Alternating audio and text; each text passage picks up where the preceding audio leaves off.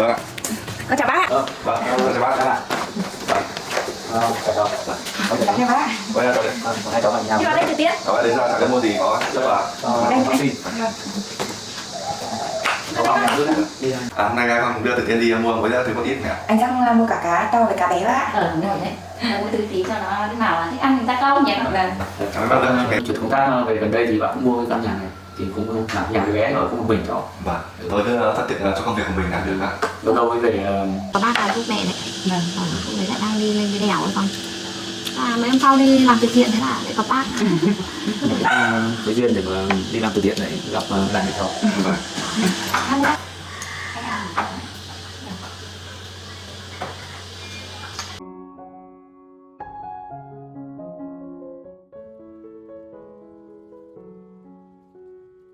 The early morning sun creeps over a serene rural village, casting a soft glow on a wooden house surrounded by a lush vegetable garden, where dew clings to the leaves.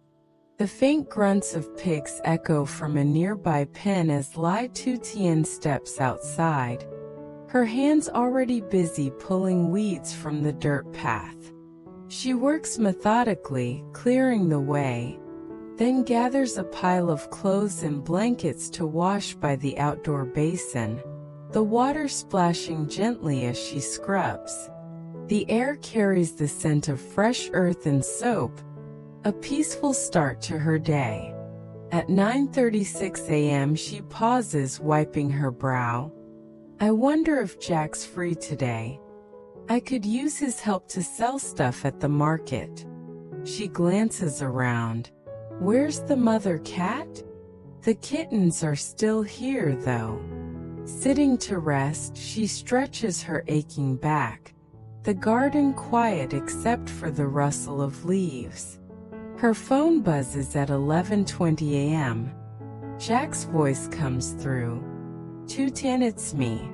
What are you up to?" She smiles.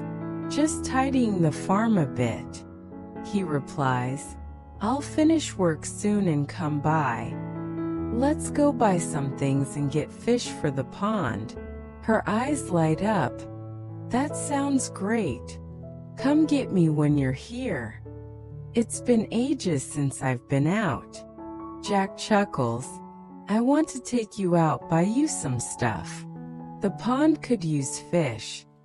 Fresh catch whenever you want." She agrees. "Perfect, pick me up later." He adds, "I'll come by. Want me to eat here? You've cooked." She offers, "I've made rice, join me then we'll go." He suggests, "Let's eat out instead." She nods, "Okay. Finish your work and come over." He warns, "Take care, don't overdo it." She laughs. "Just like cleaning." He ends, "See you soon." Hanging up, she muses. "He's worried I'm lonely, such a thoughtful guy." Rising, she calls, "Let's check on the kids. Then I'll get chow ready before Jack arrives." The golden light filtering through the trees, casting long shadows across the garden. Lytutien was already at work, her hands deep in the soil as she pulled weeds from the path, determined to keep her small piece of the world in order. The pig pen hummed with life, the pigs snuffling contentedly as she worked, their sounds a comforting backdrop to her labor. She gathered another load of clothes and blankets, carrying them to the basin, where she scrubbed each piece with care, the water rippling under her steady hands. Hanging them to dry, she watched the fabric sway in the breeze, the scent of soap mingling with the earthy air. Sitting to rest on the same wooden stool, she let her thoughts wander. "It's been a long time since I met Jack," she reflected, her fingers tracing the edge of her apron. "Our friendship has grown so much. He's been a steady light in these quiet days." The farm felt alive around her, the rustle of leaves and the distant grunts of the pigs weaving a tapestry of sound that grounded her. Meanwhile, in the heart of the village, Jack sat at a cluttered desk in a small office, surrounded by blueprints and files. The clock on the wall ticked toward noon, its steady rhythm a reminder of the day ahead. He muttered to himself, "Time to wrap this up, then I'll head to Tien's." He picked up his phone and dialed a colleague, his voice brisk. "Tu, can you send me the irrigation project plans?" Tu's voice crackled through. "Sure thing. I'm checking them now." Jack nodded. "Great. Send them over when you're ready." Tu confirmed. "Just sent them. Take care." Jack hung up, leaning back in his chair with a sigh of relief. "Finally free," he said to himself, a small smile tugging at his lips. His gaze fell to a bracelet on his desk, a delicate piece he'd given Tien months ago. He picked it up, running his thumb over its smooth surface. She always wears it, means a lot to her, he thought, a warmth spreading through him. But a flicker of worry crossed his mind. "If she ever lost it, I'd feel terrible," he admitted, his brow furrowing. Shaking off the thought, he grabbed his jacket, his mind racing with plans. "I'll stop by the store first, pick up something nice for her," he decided, stepping out into the sunlight. The office faded behind him, the village streets buzzing softly as he walked, his heart set on brightening Tien's day, a quiet determination driving him toward the farm.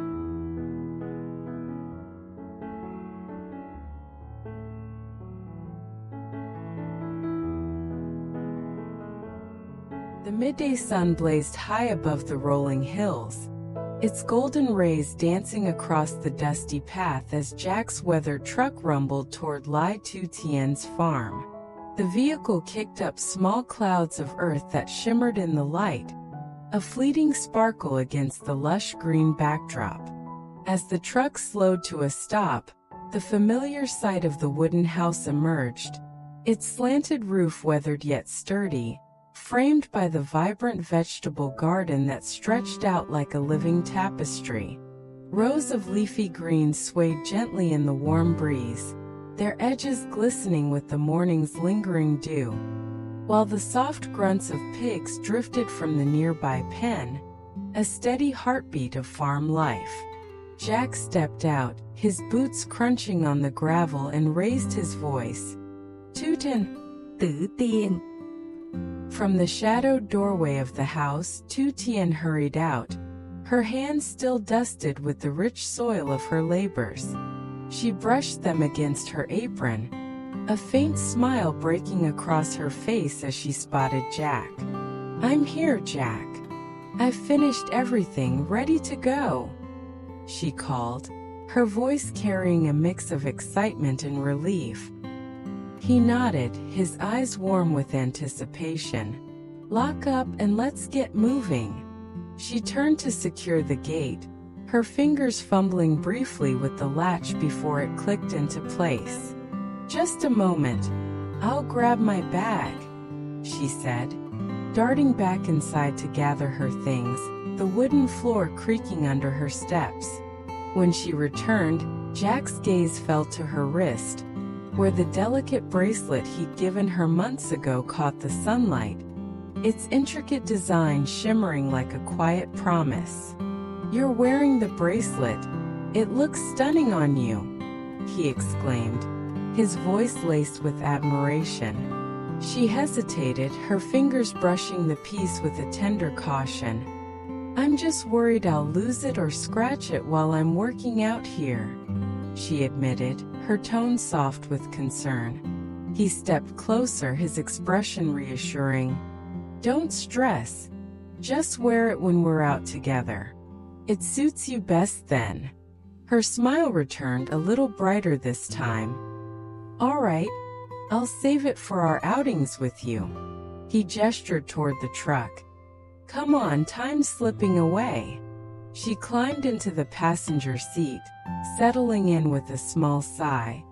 Let's hit the road.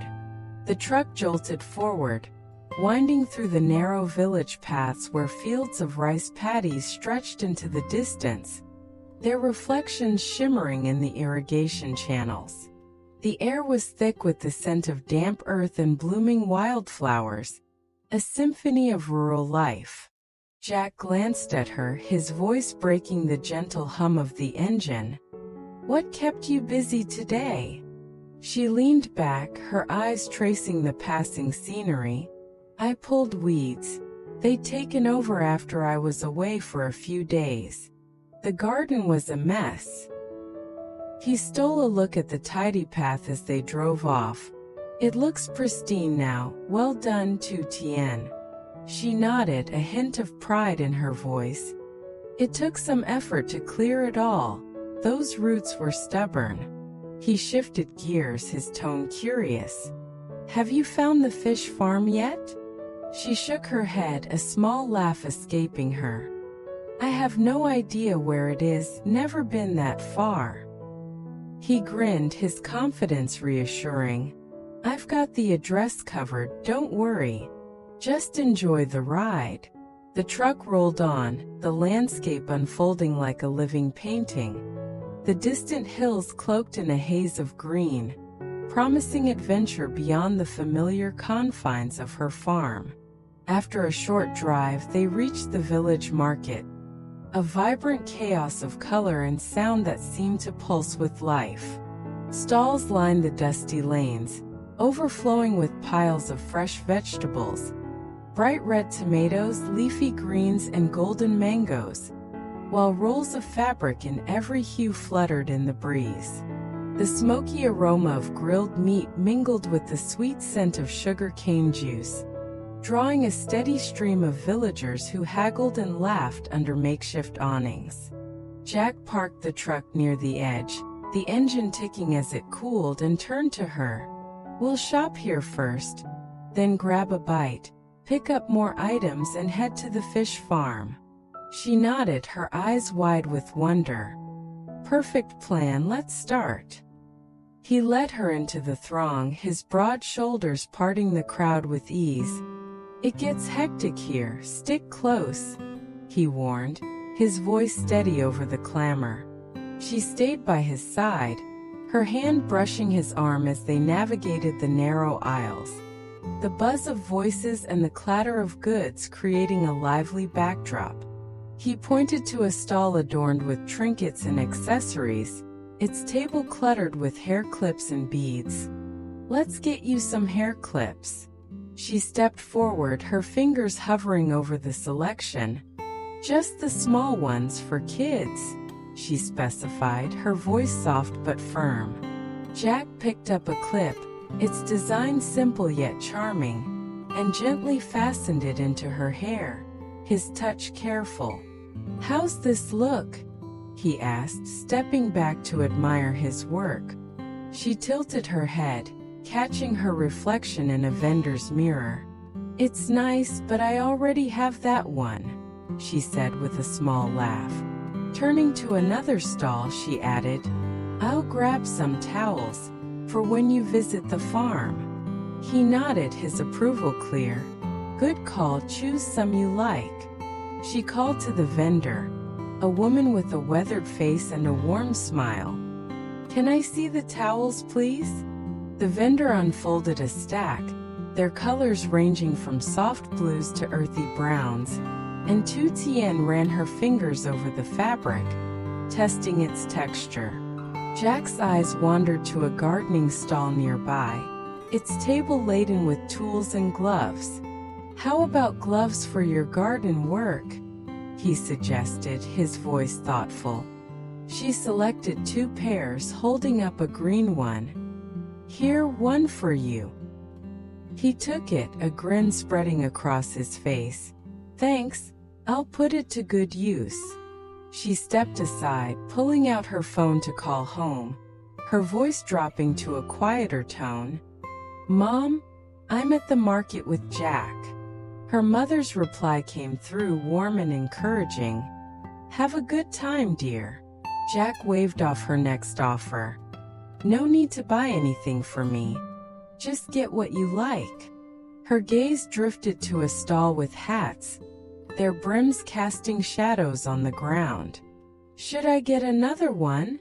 She mused aloud, her hand reaching for a straw hat with a simple band.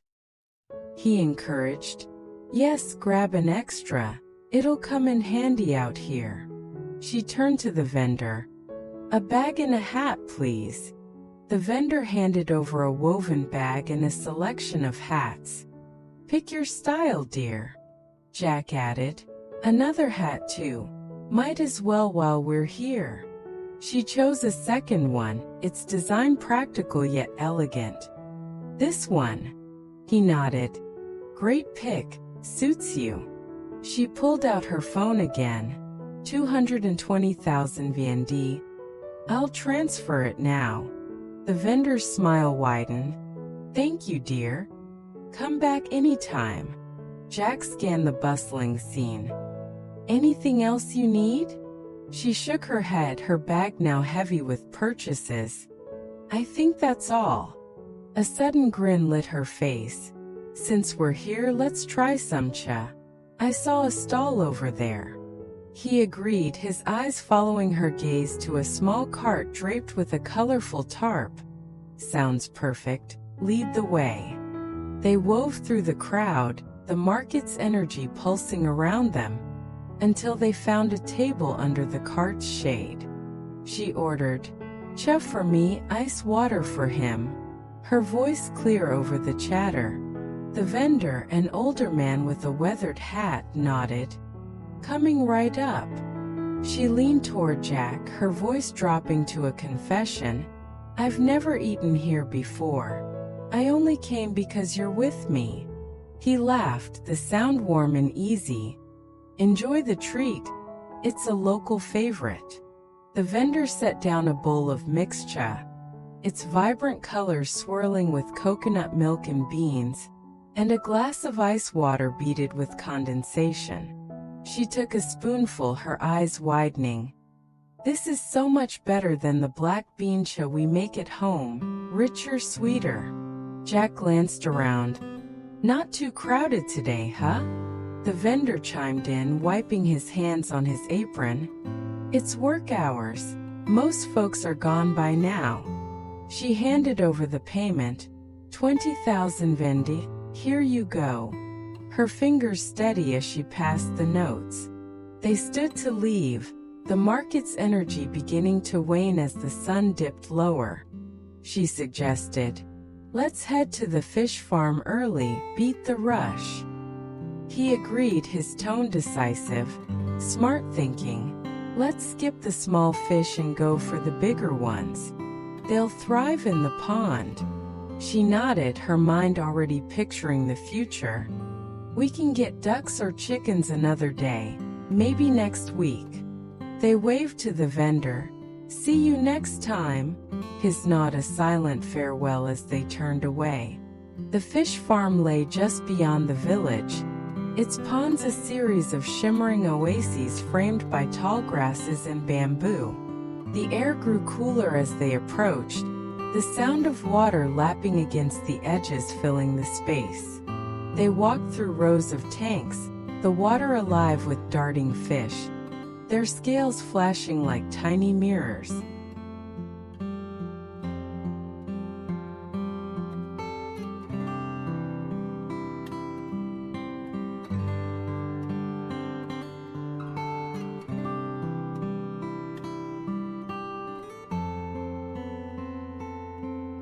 Back at Tien's farm, the afternoon sun dipped lower, casting long shadows across the wooden house and its garden.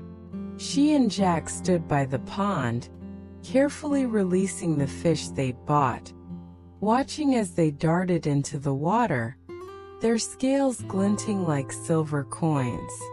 The clock neared 5:34 a.m. plus 07 on Friday, May 16, 2025, though the scenes had unfolded earlier in the day. The air was warm, the scent of fresh water mixing with the earthy aroma of the farm, a moment of peace after their busy journey. Suddenly, Jack's phone buzzed, shattering the calm. He answered, his expression shifting as Uncle Dung's voice came through. "Jack, come to my new house for the housewarming. Bring tien along." Jack turned to her. "Uncle Dung's invited us over for a gathering." She nodded, her curiosity piqued. "Let's go. I'd love to meet them." They packed up, the fish now settled in the pond, and set off, the truck rumbling down the village paths once more. They arrived at a quaint house nestled by a shimmering stream, its garden bursting with wildflowers and greenery, the wooden structure glowing warmly in the late afternoon light. The scene felt like a painting, serene yet alive with the promise of connection. Uncle Dung and Jack's mother waited inside, the table set with steaming dishes, the air rich with the aroma of home-cooked food. Dung glanced out the window. Jack should be here any moment. His mother agreed. "He's close, I can feel it." Jack stepped through the door, his voice bright. "Uncle, Mom, we made it." Dung smiled broadly, his eyes crinkling. "Welcome, kids, grab some water." Jack handed over a small gift, a bundle wrapped in simple cloth, just a little something for the occasion. Dung accepted it with a nod. "Thank you, son." Jack's mother enveloped him in a warm hug, her voice soft. "It's so good to see you, sit down." Tien followed, her eyes taking in the cozy space. "Your place is lovely, Uncle," Dung explained. "I built this near my workplace. The city house is for rare visits now." She turned to Jack's mother. "Mom, how long have you been here?" Her mother replied, "A while. I came early to help cook." Jack poured glasses of water. "For everyone?" Dung nodded. "Yes, please." Tien took a sip. "We got fish for the pond today." Dung laughed, his voice hearty. "Perfect. Fresh catch whenever you want." Jack added, "A mix of sizes, big and small." His mother smiled. Smart thinking. The room filled with the gentle hum of conversation, a fragile calm settling over them. Tien asked, "So you have two houses, Uncle?" Dung nodded. "This one's new, built for work convenience." She marveled. "It's so charming here." Dung gestured to the table. "Food's ready, let's eat." Jack declined alcohol. "Just water, I drove." Dung recalled, "You never drank much, even back on the job sites." They settled around the table, the spread before them a feast of flavors: steamed vegetables, grilled fish, and fragrant rice. Jack took a bite, his eyes lighting up. "Uncle's cooking is still top-notch." Dung shrugged. "Living alone forces you to learn." Tien added, "You're so skilled." Jack's mother gushed. "He's a pro, I just helped a little." Dung served Tien a piece of fish. "Try this, dear." She thanked him, and Jack's mother added, "More for Jack, eat up." Tien shared, "I've been staying at the farm lately, haven't gone to the market much." Dung nodded. "Good to stay focused there." She explained, I didn't want to trouble Jack or his mom. Jack encouraged, "Eat up, you've earned it." Uncle Min's name came up. "He misses you too, Tien wants to see the farm." She smiled. "Jack can take me to visit him soon." Dung's tone grew reflective. "I met your mom when her car broke down. Pure chance on that hill." Jack's mother added, "Then we met again at a charity event. Fate brought us back together." Tien marveled. "What a connection." Dung nodded. "I helped her without knowing we'd meet again." The meal continued, the wild greens a highlight. "These taste so fresh," Dung confirmed, "picked straight from the forest." As the night deepened, their laughter filled the room, the bond between them growing stronger. Yet, beneath the warmth, the tense silence lingered, as if the shadows held secrets waiting to unravel. The quiet farm life now intertwined with unexpected ties and unspoken truths.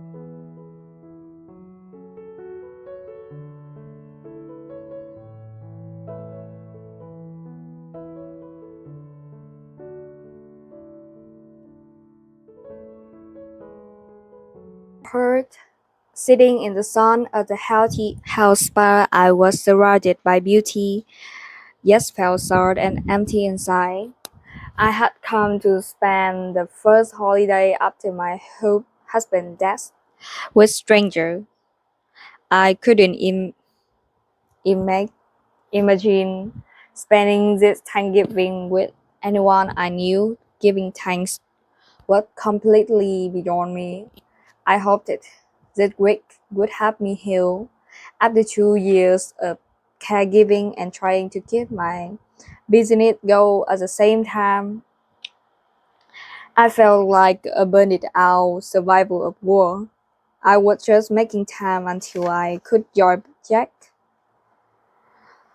After all, at 54, what did I have to looking forward to? The future was black.